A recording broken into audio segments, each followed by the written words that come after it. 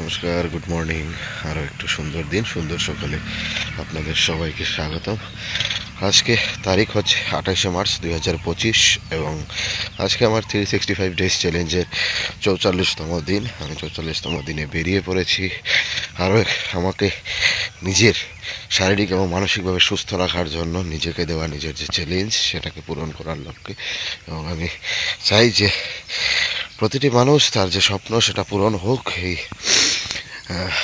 2025-এ, যেটা আমরা সবাই প্রথম বছরের প্রথম দিন বা প্রথম সপ্তাহে যে রেজুলেশনগুলো পাস করি সেখানে সেটাই আমরা ভাবি।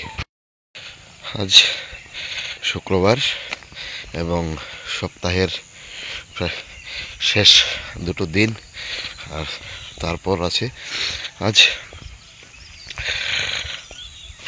আমরা মার্চ মাসের অন্তিম 3 দিনে আছি এবং সবাই মার্চ মাসের কারণে সবাই প্রচণ্ড ব্যস্ত, প্রচণ্ডভাবে আমরা কাজের চাপে আছি, যে যেই পেশাতে যেই কর্মস্থলে থাকুক না কেন।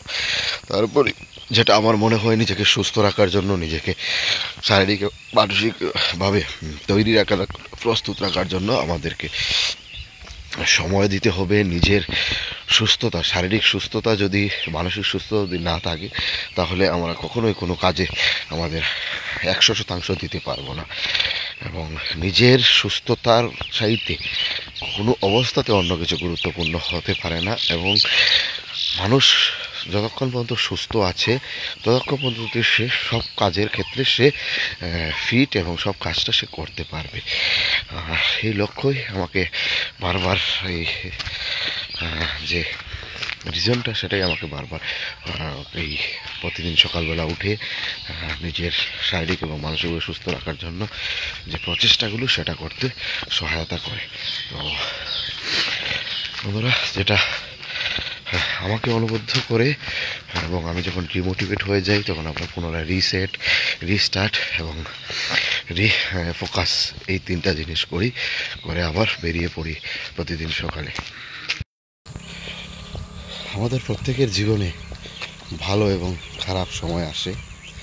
অনেক সময় আমরা ডিমোটিভেটেড হই, অনেক সময় আমাদের খুব বেশি আমরা উৎসাহ, এনার্জেটিক হই।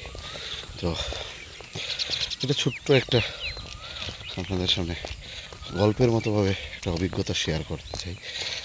একটা ছেলে তার কলেজে যখন প্রথম ভর্তি হয়, সে প্রথম প্রচণ্ড উৎসাহের সাথে সে ক্লাস করত, সে কলেজে যেত, বিভিন্ন কালচারাল অ্যাক্টিভিটিতে অংশগ্রহণ করত। তার first semester, second semester, third semester যায়, হঠাৎ দেখা যায় যে ছেলেটি একদম ক্লাসেও যাচ্ছে না, তারপর পড়াশোনায় সেভাবে মন দিচ্ছে না, তো সেইভাবে কোনো পার্টিসিপেটও করছে না অ্যাক্টিভিটিতে। তার এই যে হঠাৎ করে একদম সবার থেকে আলাদা হয়ে যাওয়া, এটা পরিলক্ষিত হয়। তো সেই কলেজের তার থার্ড সেমিস্টারের সবথেকে তার কাছের যে টিচার ছিল, উনি সেটা লক্ষ্য করলেন এবং ওনাকে নোটিশ করার পর সে একদিন তাকে লাইব্রেরির মধ্যে সেই টিচার তাকে পেয়ে যায় এবং বলে যে ছেলেটাকে, যে কী করছো, তোমার কি হয়েছে, হ্যাঁ সো এইগুলি বলতে। তখন সে বলে, স্যার আমার তো জীবন সম্পূর্ণ মানে স্তব্ধ হয়ে গেছে, বিকজ অফ আমি একটি মেয়েকে ভালোবাসতাম, তার সঙ্গে ব্রেকআপ হয়ে গেছে, এই অ্যাসেক্ট্রা এগুলো বলতে থাকে। তখন সে যে তার ফেভারিট টিচারটি, সেটি তাকে একটা মানে বোঝানোর জন্য, সে তার লাইফটা কোথায় আছে তার জন্য সে একটা স্টেপ নেয় এবং সে তাকে বলে যে তুমি আমার আজকে বাসায় আসো, বাড়িতে আসো, আমি দুজন মিলে কিছু নিজেদের সম্পর্কে বলবো, নিজের অভিজ্ঞতা শেয়ার করবো, জীবন সম্পর্কে বলবো। হ্যাঁ, যে কলেজ পড়ুয়া ছাত্রটি সেটি, এবং অবশেষে ছেলেটি রাজি হয় যে তার ওখানে যাবে। যখন গিয়ে পৌঁছালো তখন শিক্ষক মহাশয় ওকে বললো, ঠিক আছে কি খাবে বলো।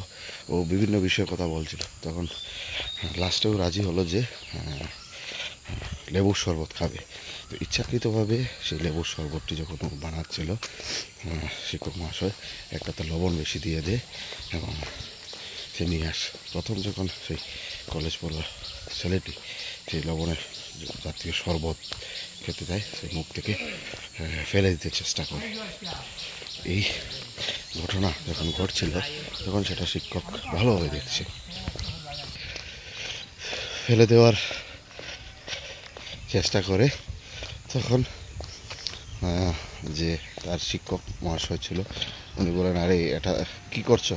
বলছে, স্যার এটা তো প্রচণ্ড লবণ দেওয়ার কারণে প্রচণ্ড পরিমাণ লবণ বেশি হওয়ার কারণে সেটা লবণাক্ত হয়ে গেছে। তো শিক্ষক মহাশয় বলছে যে ঠিক আছে, তাহলে চলো এটাকে ফেলে নতুন করে তোমাকে বানিয়ে দিই। তখন সেই ছাত্রটি চলছে, আরে না স্যার, সেটা করার প্রয়োজন নেই, লবণ বেশি হয়েছে তো সেটাতে কিছু চিনি মিশিয়ে দিলেই সেটা সমতা ফিরে আসবে, টেস্টটা ঠিক হয়ে যাবে। ঠিক এই জায়গাতেই সেই তার ফেভারিট শিক্ষক মহাশয় ওনাকে বলল যে এটাই আমি বোঝাতে চেয়েছিলাম, যে তোমার লাইফে যখন কিছু তেতো হয়ে যাচ্ছে, তোমার যখন কিছু ভালো লাগছে না, লবণাক্ত হয়ে গেছে, তুমি সেটাতে চিনি মিশিয়ে নাও। জীবনটা হচ্ছে সেই শরবতের মতো, যেখানটাকে তুমি চাইছো শেষ করে দিতে, ফেলে দিতে। তো এটা বোঝার পর ছেলেটি সেটা রিয়েলাইজ করে শিক্ষক মহাশয় বলে যে চলে গেছে তাকে কথা বাদ দিয়ে নিজের জীবনটাকে এমনভাবে তৈরি করো যাতে যে আসবে সে যেন সে চিনি হয়ে আসে। তো মোরাল অফ দ্য স্টোরি এটাই, যে জীবনে সুখ এবং দুঃখ দুটোই আসবে এবং সময়ের সাথে সাথে আপনারা যদি সেই সুখ এবং দুঃখে বিচলিত বা অতি উৎসাহিত না হয়ে নিজের লক্ষ্যকে স্থির রাখতে পারেন, তাহলে দুঃখ একদিন আপনার কাছ থেকে পরাজিত হয়ে চলে যাবে।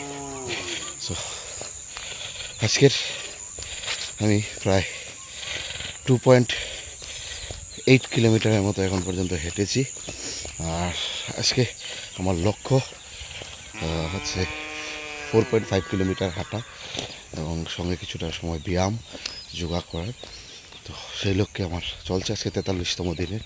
এবং নিজেকে প্রচণ্ড মোটিভেট রাখতে হবে, পজিটিভ রাখতে হবে, কারণ নেগেটিভ হওয়ার মতো আমাদের কাছে হাজারো কারণ আছে। মানুষের ব্রেন সব সময় নেগেটিভ হয়। আমি আপনাদেরকে বলেছিলাম, যারা আমার এই ছোটো ছোটো ভিডিওগুলো প্রতিদিন সকালে দেখেন এবং তাদের কাছে আমি অনুরোধ করেছিলাম আমাকে এই এপ্রিল মাসের জন্য 3টি বই সাজেস্ট করার জন্য, যেগুলো আমি পড়তে পারবো বা আমার পড়লে আমাকে আরও বেশি নিজের বৌদ্ধিক ক্ষমতা বৃদ্ধি পাবে। তো আমি অনুরোধ রাখবো আপনারা আমাকে সেই বইগুলোর নাম সাজেস্ট এবং লেখকের সাজেস্ট করার জন্য। সে যে কোনো বই হতে পারে। তো বন্ধুরা, ভালো থাকবেন, সুস্থ থাকবেন এবং আপনাদের আজকের এই 28 মার্চ 2025 শুক্রবার দিনটি অত্যন্ত ভালো কাটুক এবং আপনার সকল স্বপ্ন পূরণ হোক, এই আশা আকাঙ্ক্ষা রেখে আপাতত ভিডিওটি এখানে শেষ করছি এবং আমি আমার ওয়ার্কআউট এবার করব। So tata, by.